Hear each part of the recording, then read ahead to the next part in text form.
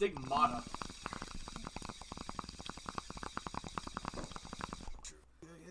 It's like all these people that shaped our country, they saw how bad governments could be, so they wanted to make the best government that they could. And look what we got now. There was a series of compromises and so on and so forth, and there's all of them are all that stuff is.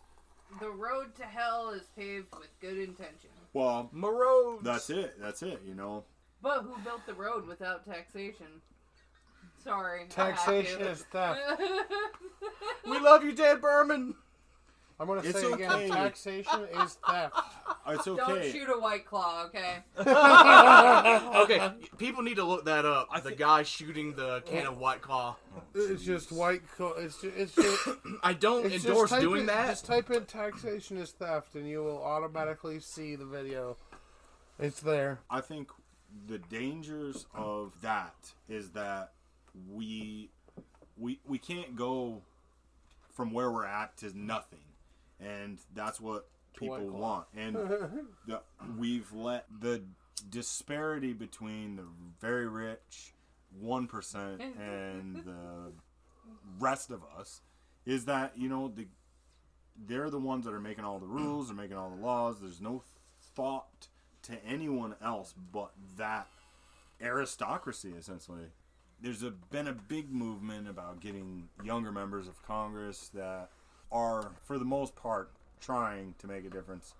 And I think all of them, to a certain degree, want to make a difference. But that view over the past decade has been... I don't think that most of Congress is trying to make a difference. I think that they are super corrupt, and they wouldn't know how to make a difference even if they wanted to. Oh, I have no doubt of that. But what I'm saying is, a lot. You're talking about the people trying to get elected, right? No, not just that. I think a lot of them have a certain thing that they want to get done for their constituents. So that way, if anything else... But when you're lining your pockets with... Yeah, I know. With it's lobbying backdoor money deals and lobbied money, then you speeches are far removed... Speeches for $500,000, like that makes any sense. You wouldn't pay that much to see the Beatles back in concert. You're too far removed from your actual constituents to actually do something to benefit them. Because you're too worried about pleasing the people who are lining your fucking pockets. Yeah, wasn't it back in the day, someone asked Giuliani when he was mayor how much a gallon of milk cost, and he said like $20 or some shit like that. Like something outrageous. I thought it was the guy that's running for president now.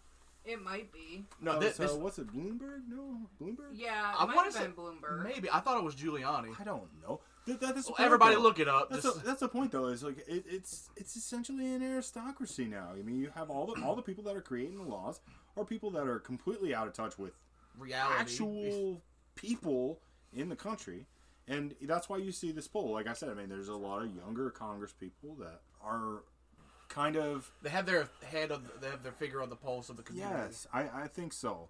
And I hope so. That's the thing. I think no matter what our views are, we need to root for our country. I feel like there's a lot of really bad naysaying going on right now.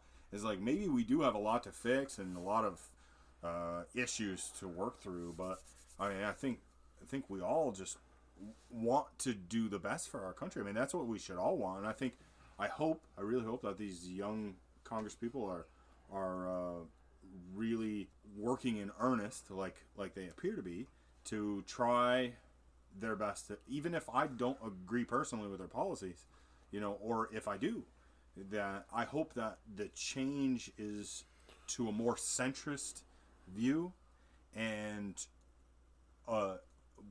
we as a society have moved towards acceptance, and the government has been very slow to change in that regard, and I think that's what we need. That's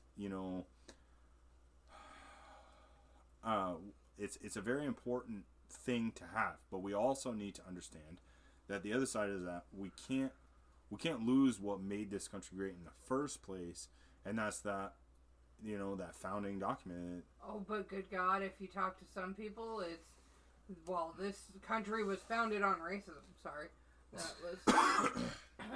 No, that's that's a true thing. It's a controversial thing because, a lot of the compromises that I talked about earlier about getting, the states to join the union, and that was a huge thing. That was a huge deal. And if it hadn't happened, maybe we wouldn't be where we are now. Who knows what we could have turned into, because how long was England going to keep their finger down on us? How heavy was the presence going to be? It could have changed the entire scope. That's not true. Of I mean, history. England still owns Canada. Not. They're separate, but they're still, the royal family is still royal. I'm not much into foreign politics, and I try to keep track of my own government and how other governments deal with our government. I try to anyway. Going off on that. We need to. The whole thing about Canada just reminded me of like the whole was it Harry is his name, moving to Canada, like who cares? Yeah, Dylan stopped caring about fucking England back in July 4th, 1776. It's the truth. Like no, it's not that. I mean, there are allies now, and it's like this huge thing. It's very important. I'm just saying that if something in the past had turned out differently, who knows? I know. Like, think about if the South had actually fucking won the war. Sorry, I just wanted to piss off Donnie. You can think about that. I'm sure Donnie thinks about that every night. While he's putting it to a northern girl. Oh. I have my revenge, and trust me, sir, the South has risen. High five. I'm from Texas. You're from Texas? I was born 2020. Yeah. Well. Hey, Morgan. Everything bigger in Texas? Oh, jeez. You want to find out, Dylan? No. What'd you do? Morgan just whipped it out. There it is. Just No, I'm hit kidding. the table. You did. He flopped it out. I was making a joke. He didn't really flop anything out. It's just sound effects. Wow, this is outwardly awkward. I know it's outwardly awkward for my brother. It's going to be heavy editing in this one, I think. No. Whatever. Fuck it. No, I don't know. Oh. Oh, sweet Jeebus. So. I don't know what we're With going to a do. needle and thread? Yeah. And we're back to the bad jokes. Oh, boy. I could go for some more bad jokes. Just terrible dad jokes. They're the best. Okay, a pirate walks into a bar with the steering wheel hanging from his crotch. Bartender says, "Okay, I gotta ask, what's with the steering wheel?" The pirate looks at him and goes, "Arr, it's driving me nuts." Jeez. Okay, there are two muffins in the oven baking. One muffin looks at the other one and says, "Boy, it's hot in here." And the other muffin goes, "Holy shit, a talking muffin." I'm sure that's a conversation they all have right before they get cooked to death. Oh. I wonder if the cookies that we made had that conversation. They probably. There's probably like, "Oh my god, I'm burning!" I feel like this is fast becoming one of Joe Rogan's DMT experiences. I wish. Just for him Because of mentioning that, Joe go check Rogan, his I out want too, to because I don't want him try having any DMT. Oh, issues. Jesus. Oh, Joe Rogan's great. So go look at his too, if you hear that, so you don't have to. Dude, I really, because of Go Joe like Rogan, this. I really want to, try DMT. Fucking Joe Rogan. Like every other episode. Have you ever tried DMT? It's a great experience. It's like he must have had the best ride of his life. He Right? can't stop talking about it. His shows are 4 hours long. It's like an hour. Well, it each depends. show. Some are like an hour and a half, but